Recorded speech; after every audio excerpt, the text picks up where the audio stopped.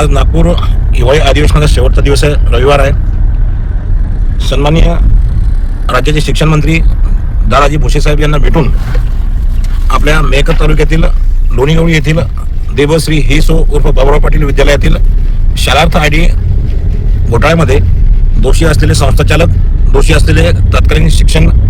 अधिकारी आणि प्रति स्वाक्षऱ्या करणारे आत्ताचे विद्यमान शिक्षण अधिकारी, त्याचबरोबर दोषी कर्मचारी यांच्यावर जी सुनावणी घेऊन त्या ठिकाणी अटकेची कारवाई व्हायला पाहिजे होती, अद्यापपर्यंत झाली नाही.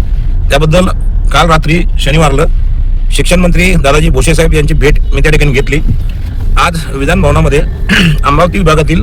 शालार्थ आयडी घोटाळा, प्रामुख्याने बुलढाणा जिल्ह्यातील जेवढे काही 10 ते 12 संस्था ज्यांची सुनावणी त्या ठिकाणी अमरावतीला झालेली आहे, अशावर काहीतरी साधक बाधक त्या ठिकाणी कारवाई होणार आहे असं आश्वासन दादाजी भुसे साहेब यांनी त्या ठिकाणी मला दिलेलं आहे. त्याचबरोबर राज्याचे उपमुख्यमंत्री तसेच नगरविकास मंत्री यांना हिंदू हृदय सम्राट बाळासाहेब ठाकरे समृद्धी महामार्ग याच्यामध्ये मालेगाव आणि मेहकर तालुक्याच्या मधात एक इंटरचेंज, ज्याला आपण बदल मार्ग म्हणतो, तो देण्यात यावा अशा पद्धतीची मागणी आज प्रत्यक्ष उपमुख्यमंत्री व राज्याचे नगरविकास मंत्री सन्माननीय एकनाथराव शिंदे साहेब यांची आज मी त्या ठिकाणी भेट घेणार आहे. त्याचबरोबर काल सार्वजनिक बांधकाम मंत्री श्री शिवेंद्रराजे भोसले साहेब राजे यांची भेट घेऊन त्या ठिकाणी आपल्या अमरापूर ते लोणीगवळी घाटवरी विश्वी मार्गे जो रोड चालू आहे आणि या रोडचा दुसरा टप्पा जो बालाजी डेव्हलपर्स अँड कन्स्ट्रक्शन्स कंपनीच्या माध्यमातून अभिजित प्रफुल्ल सावजी यांनी ते काम घेतलेलं आहे, ते अतिशय निकृष्ट दर्जाचं त्या ठिकाणी चालू आहे.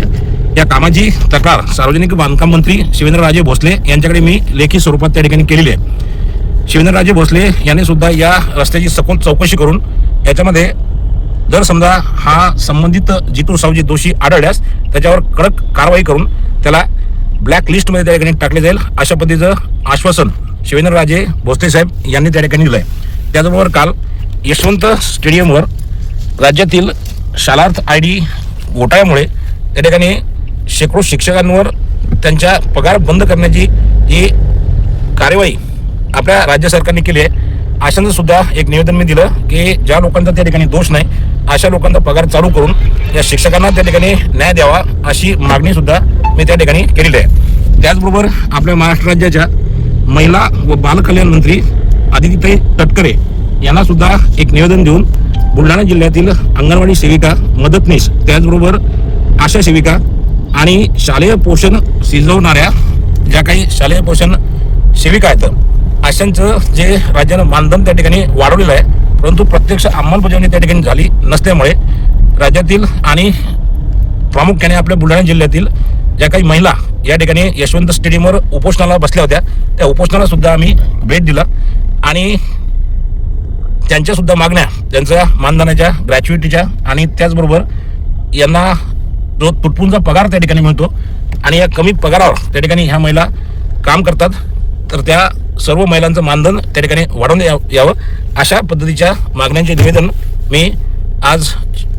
काल शनिवारला आणि आज रविवारला या ठिकाणी दिलेलं आहे. धन्यवाद.